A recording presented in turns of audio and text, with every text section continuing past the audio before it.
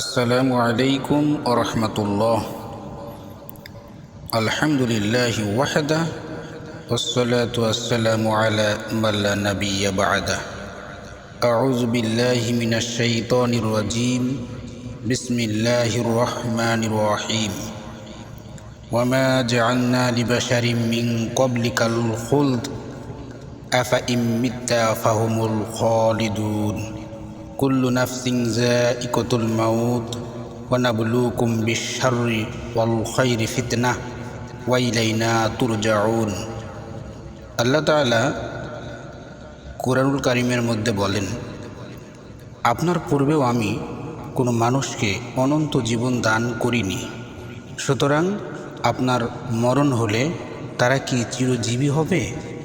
প্রত্যেককে মরণের স্বাদ গ্রহণ করতে হবে।